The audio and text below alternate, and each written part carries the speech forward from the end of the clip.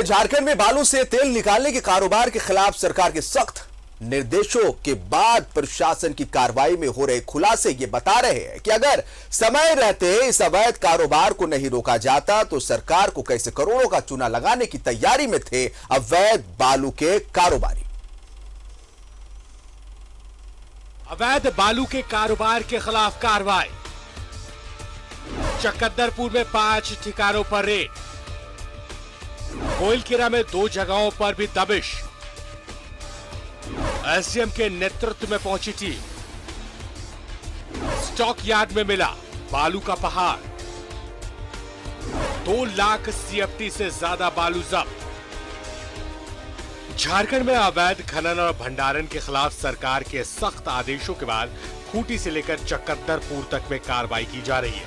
इसी क्रम में एसडीएम के नेतृत्व में पहुंची टीम ने चकद्दरपुर में 5 और गोइलकेरा में 2 ठिकानों पर छापा मारा, जहां कारो कोयल नदी के किनारे बालू का अवैध भंडारण माफियाओं ने कर रखा था। बताया जा रहा है कि इस पूरी कार्रवाई में 2 लाख सीएफटी से भी ज्यादा बालू छापेमारी दल ने जब्त कर लिया है। गोइलकेरा ब्लॉक के दलकी और पटनिया में दोनों जगह पर हम लोग छापेमारी किए। दलकी और पटनिया में स्टॉक यार्ड बना हुआ है और दुर्भाग्य से यह कोयल कारो नदी के ठीक बगल में है। इन लोगों का दावा है कि हम लोग सिमडेगा से बालू लाते हैं, लेकिन प्रथम दृष्टया ऐसा लगता नहीं है। दलकी में क्रिएटिव इंटरप्राइजेज का स्टॉक यार्ड है और वहाँ जो बालू रखा हुआ था वो आई एस्टिमेशन से लगता है कि 2 लाख सीएफटी से कम नहीं होगा।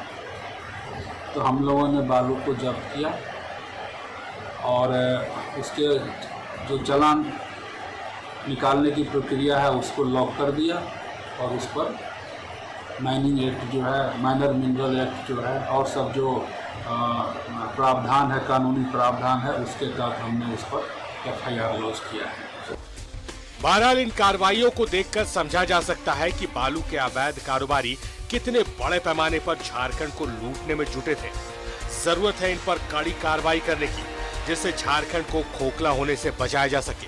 न्यूज़ 11 भारत के लिए चकद्दरपुर से रुपेश प्रधान की रिपोर्ट। चकद्दरपुर से रुपेश हमारे साथ जुड़ रहे हैं, उनका रुख करते हैं। रुपेश, देखिए, सरकार सख्त निर्देश देती है कि अवैध बालू का खनन ना हो, अवैध बालू की ढुलाई ना हो। प्रशासन को खास करके सख्त निर्देश दिया जाता है, प्रशासन कार्रवाई करती है, लेकिन प्रशासन की कार्रवाई के बाद यह खुलासा होता है और आम लोगों की आंखें चौंक जाती है यह देखकर कि किस बड़े स्तर पर अवैध बालू का खेल खेला जा रहा था। अवैध बालू के कारोबार के जरिए किस तरह से करोड़ों का राजस्व का चूना सरकार को लगाया जा रहा था। रुपेश,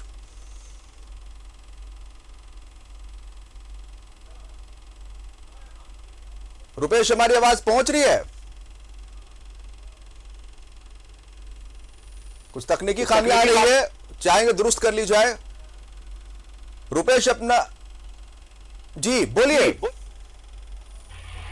ये किसान, कल जब राज्य सरकार द्वारा अवैध खनन के बारे में सख्त रुख अख्तियार किया गया है, तो उसके बाद से यहाँ जिला प्रशासन और अनुमंडल प्रशासन भी अब बालू के कारोबारियों पर सख्त रुख अपनाया जा रहा है, जिसमें कल चक्रधरपुर अनुमंडल के गोइलकेरा में एक बालू लदा हाईवा पकड़ाता है। टास्क फोर्स द्वारा जब इस बालू लदे हाईवा को पकड़ा जाता है तो उसके द्वारा जो चालान शो किया जाता है उस पर संदेह होता है और तब पुलिस द्वारा उस वाहन को जब्त कर खनन विभाग को वहां बुलाया जाता है और जब उस चालान की जांच की जाती है तो वो फर्जी निकलता है।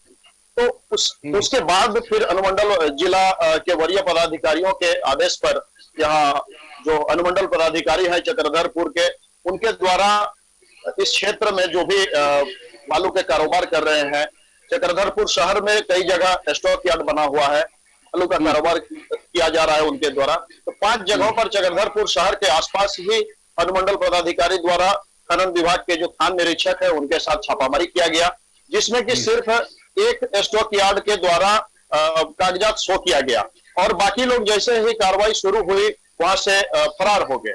जैसे ही उन्हें जानकारी मिली कि छापेमारी हो रही है, बाकी 4 जगहों से जो बालू के कारोबार करने वाले हैं वो वहां से फरार हो गए। उसके बाद अनुमंडल पदाधिकारी द्वारा गोइलकेरा क्षेत्र में छापेमारी की जाती है, जहां दो स्टॉक यार्ड में गोइलकेरा प्रखंड, गोइलकेरा थाना क्षेत्र के दलकी और उसके पास और एक जगह छापेमारी की जाती है। तो एक जगह भारी मात्रा में 2 लाख से अधिक CFT बालू की जब्ती की जाती है।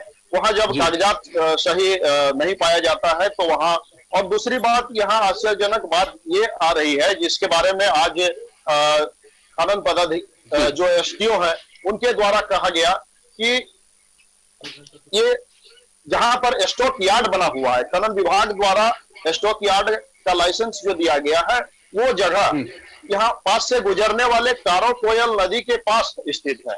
इससे यह भी संदेह जताया जा रहा है, जबकि वहां स्टॉक यार्ड जो बना हुआ है, स्टॉक करने वाले उनका दावा है कि उनके द्वारा सिमडेगा जिले से बालू का आयात किया जाता है।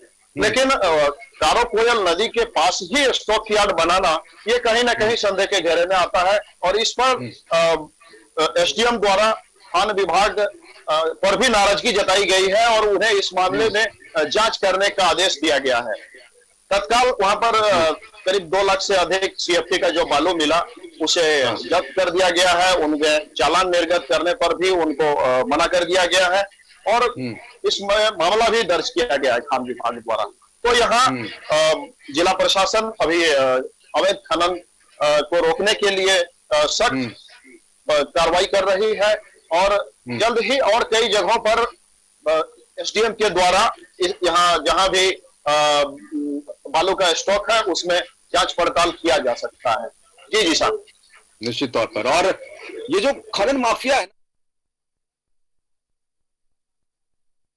आम लोग भी कहीं ना कहीं जिन्हें बालू की जरूरत होती है वो कितने महंगे कीमतों में खरीदने पर मजबूर हो जाते हैं। ये 2 चीज हो गई। और किस तरह से प्रकृति को नुकसान पहुंचाया जाता है रुपेश कि चक्रधरपुर में जो आसपास की जो नदियां हैं किस तरह से खोखला होती जा रही है इन अवैध बालू माफियाओं की करतूत से। किसान अभी चक्रधरपुर शहर में जो बालू प्रति ट्रैक्टर करीब 3000 से 3500 के रेट पर बिकता था, वो अभी 2 गुना रेट हो गया है। ये अभी जब बालू का संकट होने लगा है तो बालू पर जैसे अभी जून महीना से रोक भी लग गया है, नदियों से उठाव का भी रोक लग गया है, तो ये बालू के कारोबारी जो है तत्काल इसका बालू का रेट को बढ़ा भी दिए हैं, जिससे यहाँ आम लोगों को निर्माण कार्य में जो घर बना रहे हैं, शहरों में भी कई घर बन रहे हैं, ग्रामीण क्षेत्रों में भी बन रहे हैं, उन्हें भी काफी परेशानी का सामना करना पड़ रहा है। जी सर, निश्चित तौर पर। और ये है उन आम लोगों के लिए जो घर बनाना चाहते हैं, लेकिन ये जो बालू माफिया है बालू की कीमतों को इतना हाई करके रखे है कि आम लोग बालू ले नहीं पाता है। हालांकि आम लोगों के लिए कुछ रियायत दी गई है कि वो अपने निजी काम के लिए बालू का इस्तेमाल कर सकते हैं और कहीं ना कहीं इसका फायदा बालू माफिया उठाते हुए नजर आते हैं।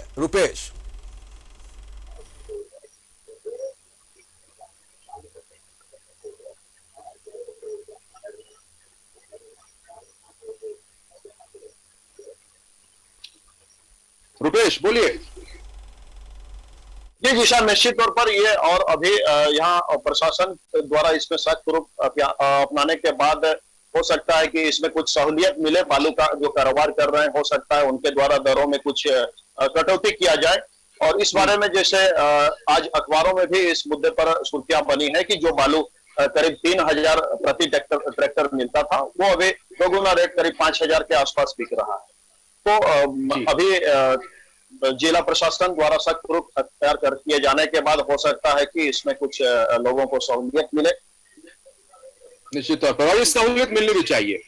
बहुत शुक्रिया तमाम जानकारी के लिए। तो एसडीएम के नेतृत्व में टीम ने छापा मारा स्टॉक यार्ड में, किस तरह से बड़े पैमाने पर बालू को स्टॉक करके रखा गया था, पूरी जांच चल रही है यहां पर। लेकिन एक बात तो तय है कि सरकार के सख्त निर्देश के बाद जिला खनन टास्क फोर्स रेस में आया, जिला प्रशासन रेस में आया है और अब ये खुलासे हो रहे हैं कि कितने बड़े स्तर पर ये बालू माफिया झारखंड के राजस्व को नुकसान पहुंचा रहे थे और ऊंची कीमतों में बालू, अवैध बालू को बेच रहे थे।